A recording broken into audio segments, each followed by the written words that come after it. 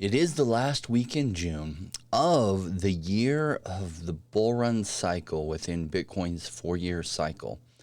But you still have some lingering doubts, don't you, about whether the bear market has begun or whether the bull market is going to continue. Now, you probably saw about a month ago a lot on the Wyckoff curve showing pretty closely the dump that happened. And you've been hearing about the Wyckoff accumulation phase, and you're wondering, is it matching up? Is it lining up? Because you want to feel like the bull run is still going, and you want to know if it is. So let's get right into it.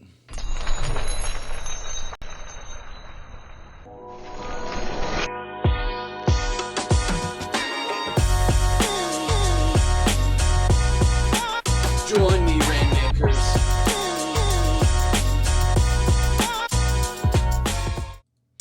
Hey, definitely like and subscribe if the kind of content you want to get is about investing in cryptocurrency and hopefully making smarter choices. And, I've only been doing crypto for 4 years and only been investing for about 20. I've learned a lot of hard lessons, and I have had some mentors that have helped me learn some good lessons I didn't have to learn the hard way.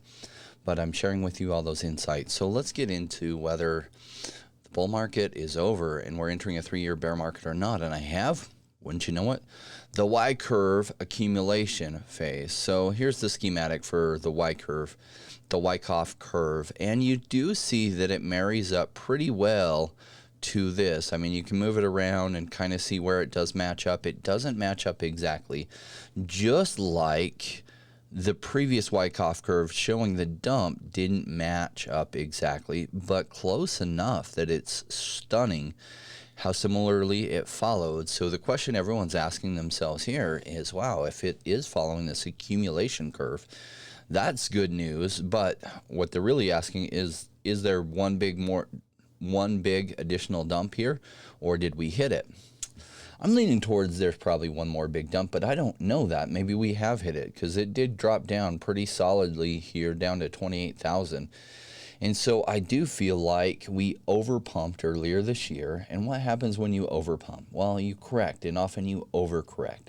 And so we've seen that, and it's overcorrected. And so now is just some accumulation phases.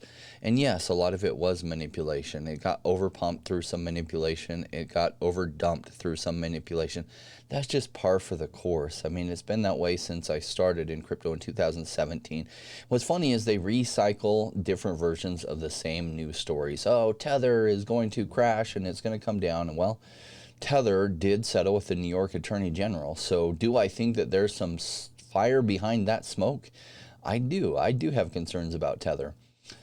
Is that going to crash the market? I've been hearing it's going to crash the market for 4.5 years now, and it hasn't yet, but it could. But if so, who is it that's going to crash Tether if they settle with the New York Attorney General? So, I mean, if it is going to crash it, who's going to crash it? Now, it seems like they do have some assets backing the Tether that they've released, but it's pretty clear that they were overstating it when they said it's a 1-to-1 backing, because they've now backtracked off of that, and they've actually lied about a number of things over the years.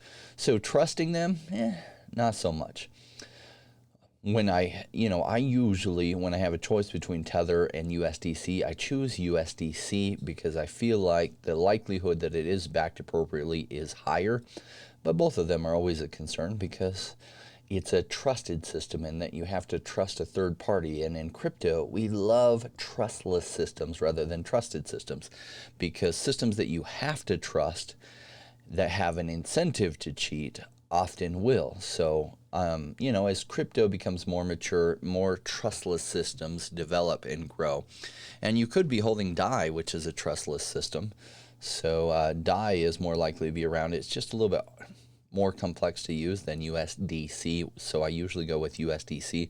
And a lot of things that I need to pay for in stablecoin will accept either USDT or USDC, so I use USDC a lot. But check this out, pretty interesting, right, how it lines up. And so really we'll see, come July, according to this chart, we could be back at 42,000, so that'd be in a month from now, mid-July, and then on our way back up. So we'll see how this all plays out.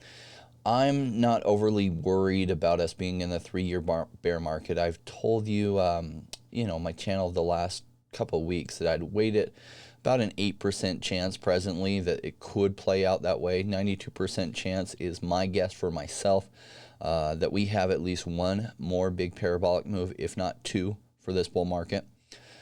That's all I got for you today. Hopefully you caught the interview with Jack Liu from WanChain earlier today. Fantastic. I appreciate him coming on. I know he's super busy. It's one of my favorite altcoin projects. It's my second largest altcoin holding.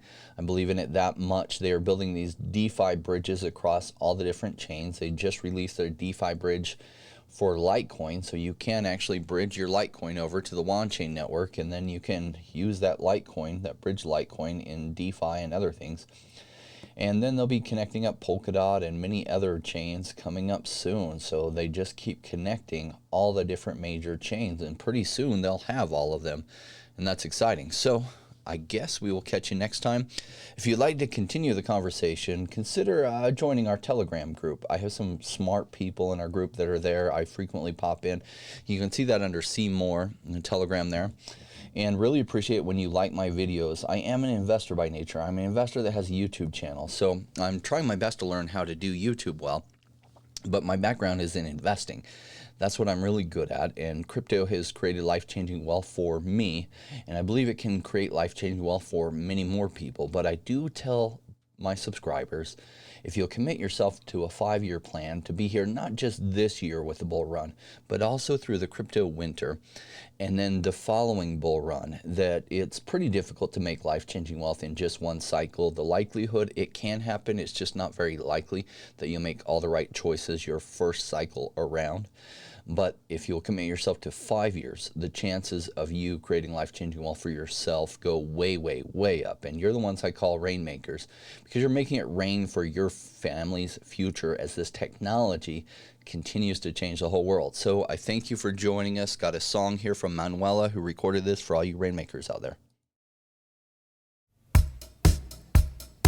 Success is falling, flowing like rain. The timing's right, we're getting paid. Come on, rainmakers, let's make this happen.